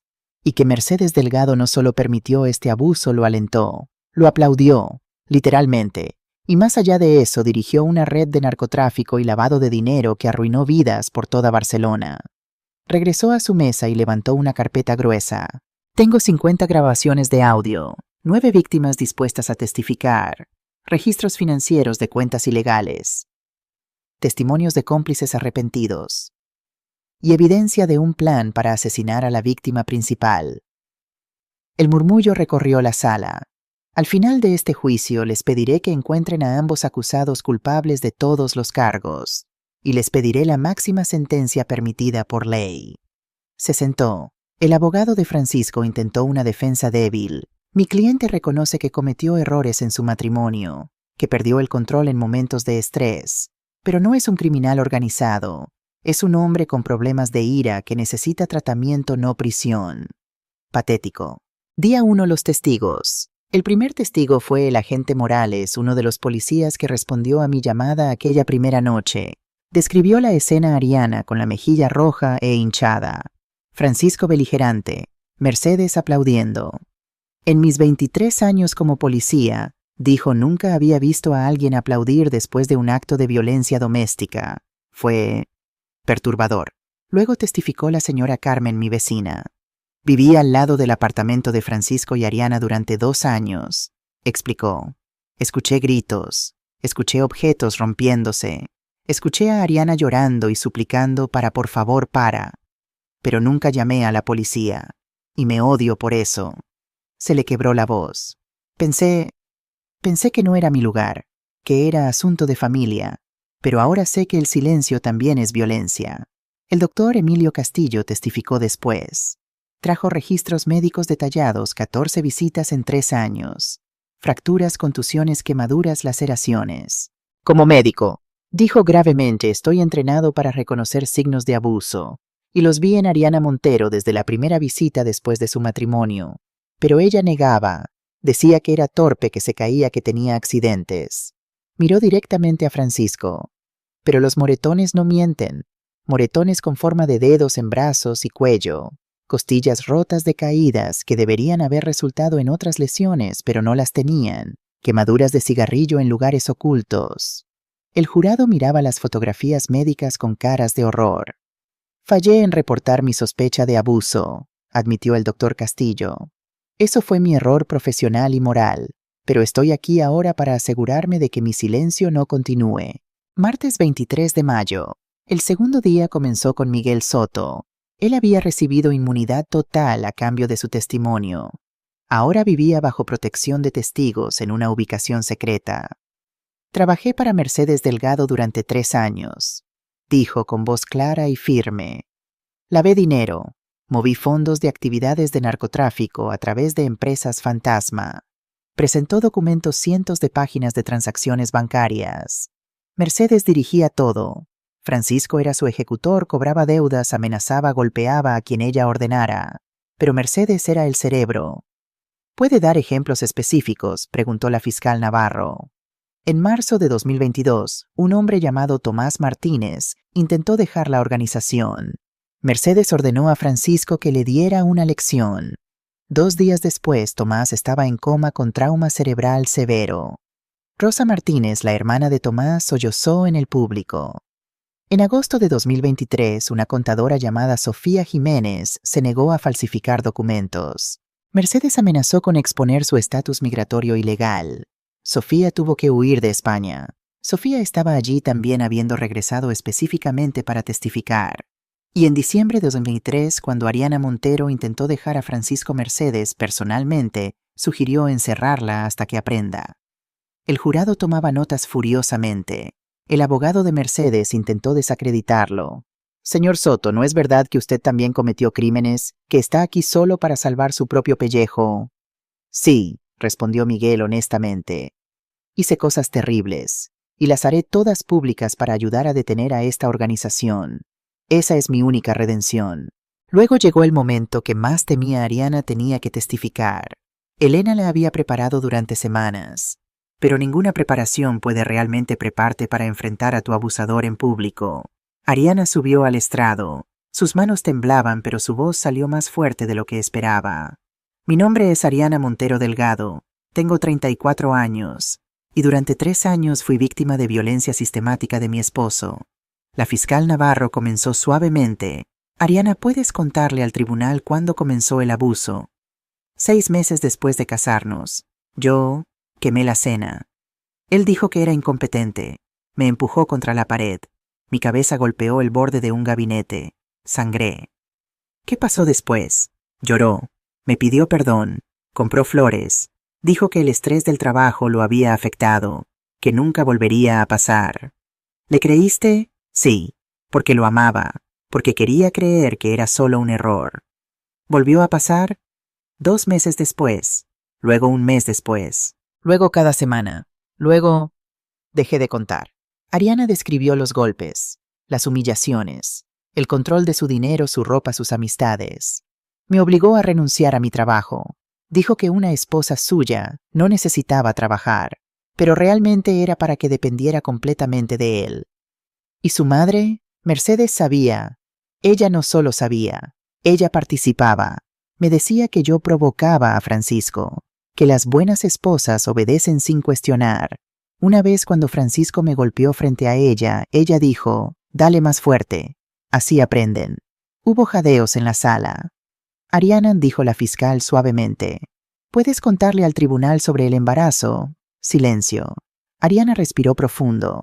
Esta parte nunca había sido pública. En julio de 2022 descubrí que estaba embarazada. 6 semanas.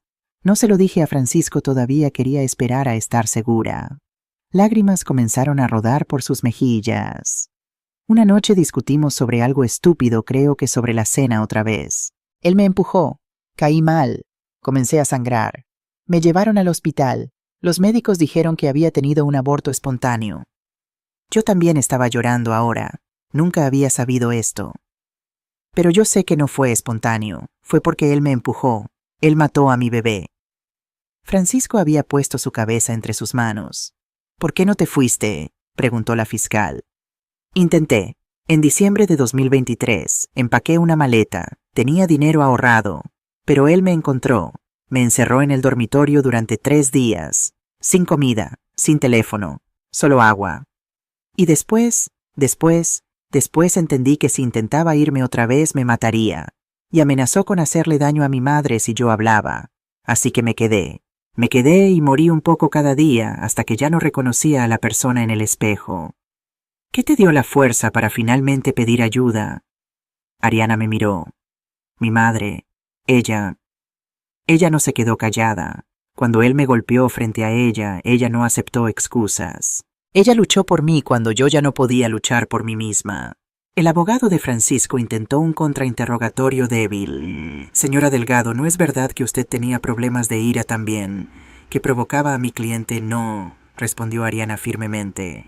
Nunca golpeé a tu cliente, nunca lo amenacé, nunca lo encerré, nunca le quité su humanidad. Él hizo eso, solo él. Sin más preguntas, murmuró el abogado derrotado. Después de 3 días de testimonios devastadores, ambos lados presentaron sus argumentos finales.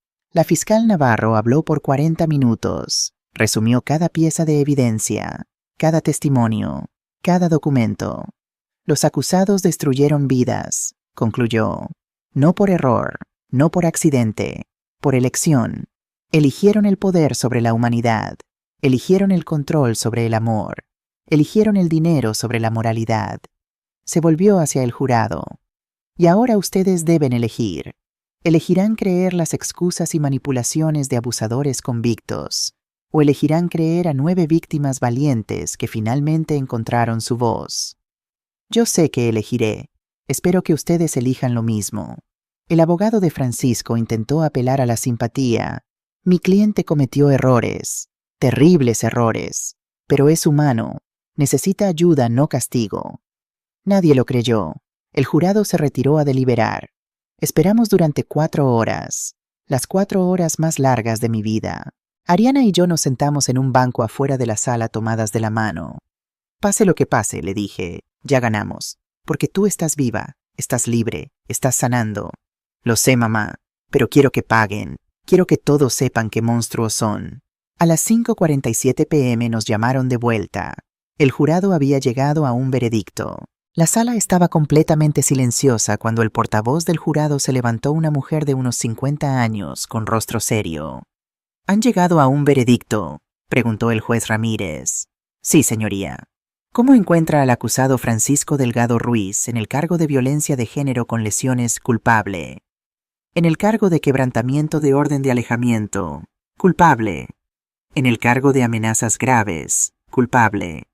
En el cargo de pertenencia a organización criminal, culpable. En el cargo de blanqueo de capitales, culpable.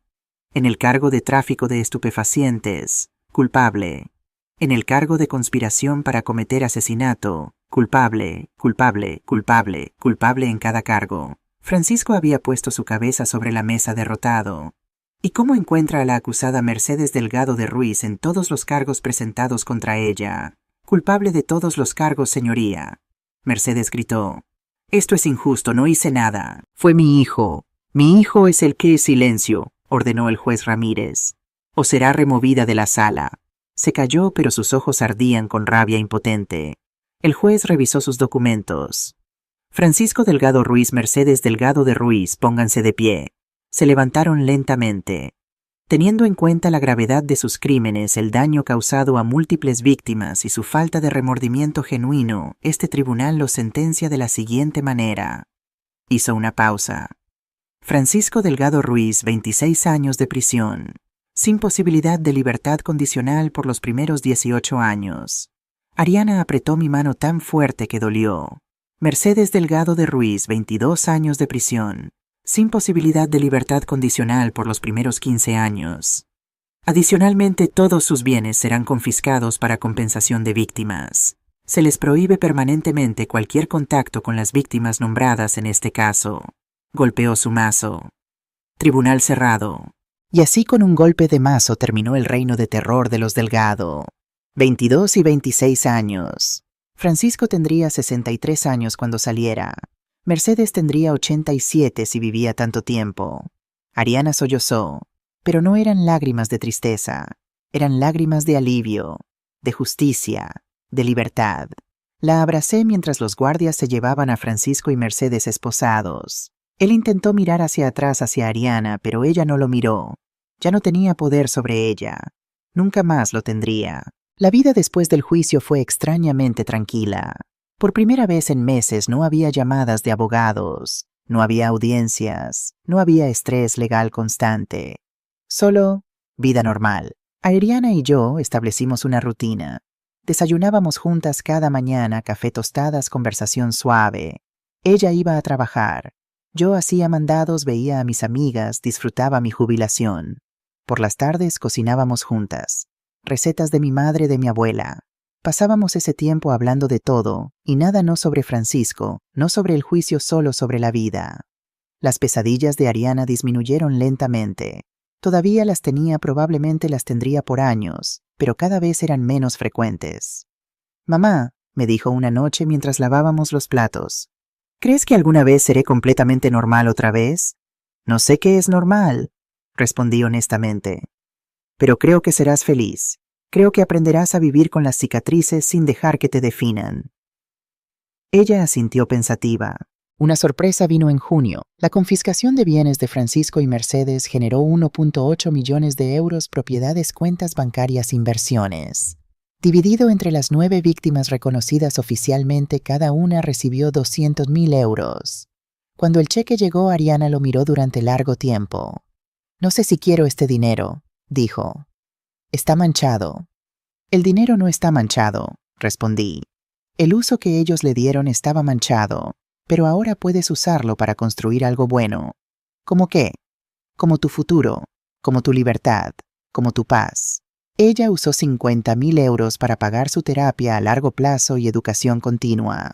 Donó 50.000 a la ONG donde trabajaba. Puso 100.000 en ahorros para su futuro. Yo recuperé mis 50.000 euros, también reembolso por los regalos forzados. Pero honestamente el dinero ya no importaba tanto. Había aprendido que la verdadera riqueza no es lo que tienes en el banco. Es la capacidad de dormir en paz, de reír sin miedo, de amar sin terror. Marzo 2025, que un año después de aquella cena terrible organizamos otra cena familiar. Misma mesa, mismo apartamento. Pero todo era diferente. Carlos vino con Isabel y los niños. Lucía vino con su nuevo novio. Las otras mujeres de voces rotas también vinieron, Rosa, Ana, Sofía.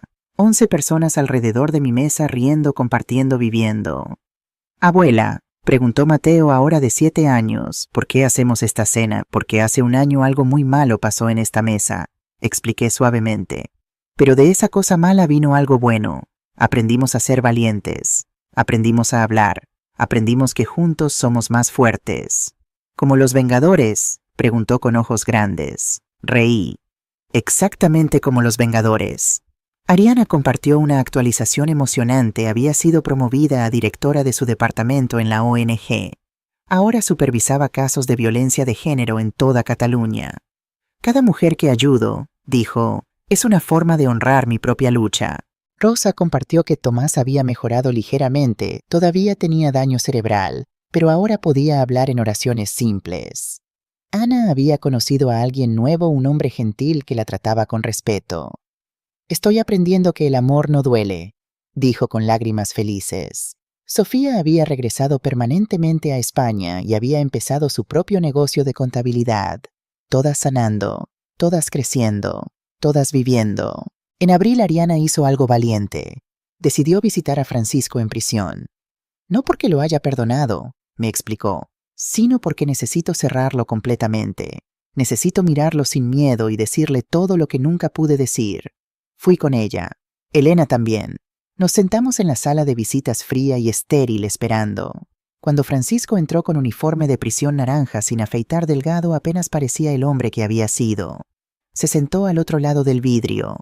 Tomó el teléfono. Ariana tomó el suyo. «Hola», dijo él con voz ronca. «Vine a decirte algo», respondió Ariana sin preámbulo. «Durante 3 años me hiciste creer que yo era nada, que era estúpida, fea, inútil, que nadie más me querría, que merecía cada golpe». Francisco bajó la mirada. «Pero estabas equivocado. Yo no era nada. Tú eras nada. Eras un hombre tan débil, tan inseguro, tan roto, que la única forma en que podías sentirte poderoso era destruyendo a alguien más pequeño que tú». Lágrimas rodaban por las mejillas de Francisco ahora. «Y quiero que sepas algo, yo gané. Tengo una vida, tengo un propósito, tengo amor, tengo libertad. ¿Y tú?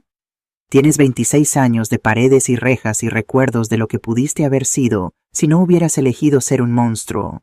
Se preparaba para colgar. Ariana espera, dijo él rápidamente. Lo siento, de verdad lo siento. Si pudiera volver atrás. No puedes, y tu disculpa no significa nada para mí. Vine para que supieras que sobreviví a ti, y esa es la única venganza que necesito. Colgó el teléfono. Nos levantamos y salimos. Nunca volvió. Hoy es mi cumpleaños 71. Ariana organizó una fiesta sorpresa en un restaurante en Barceloneta frente al mar que amo. Cuando llegué había 50 personas ahí. Familia, amigos, vecinos, mujeres de voces rotas, que ahora eran 200 miembros en toda España. Carlos hizo un brindis. A mi madre, quien nos enseñó que nunca es demasiado tarde para ser valiente. Ariana habló después con voz clara y fuerte. Hace 3 años pensé que mi vida había terminado. Pensé que moriría física o espiritualmente a manos de un hombre que prometió amarme. Pero mi madre me enseñó algo importante: el amor real no duele. El amor real protege. El amor real lucha. Me miró con ojos llenos de lágrimas felices.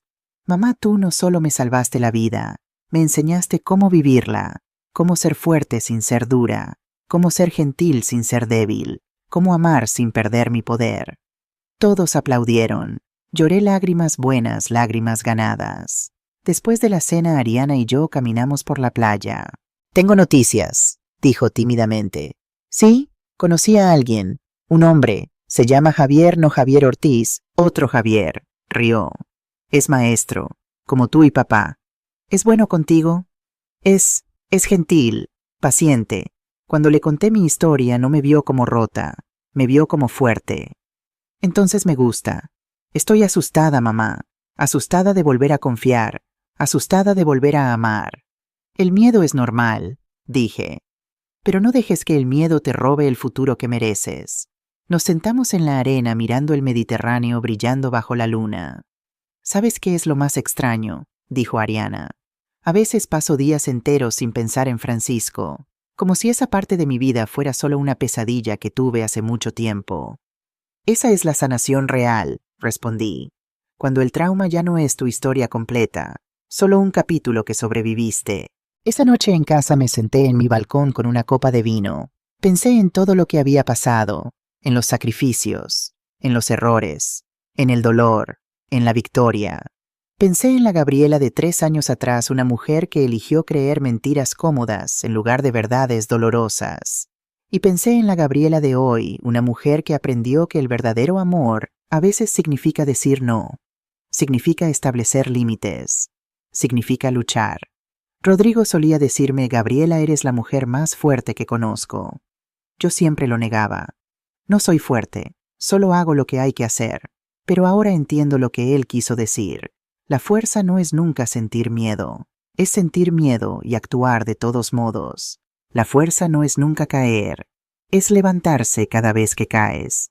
La fuerza no es nunca necesitar ayuda, es tener el coraje de pedirla. Soy Gabriela Montero, tengo 71 años, soy maestra jubilada, viuda, madre, abuela. Y soy la mujer que se negó a quedarse callada cuando el silencio era más fácil. La mujer que luchó cuando luchar parecía imposible. La mujer que salvó a su hija del infierno, no porque fuera especialmente valiente, sino porque el amor me dio fuerza que no sabía que poseía. Y si estás leyendo esto, si eres una madre, una abuela, una mujer que ve a alguien que amas sufriendo, quiero que sepas algo. Nunca es demasiado tarde para romper el silencio. Nunca es demasiado tarde para luchar. Nunca es demasiado tarde para decir basta, no más. Porque el silencio protege a los abusadores. Pero tu voz valiente, poderosa, imparable, puede salvar vidas, incluyendo la tuya propia.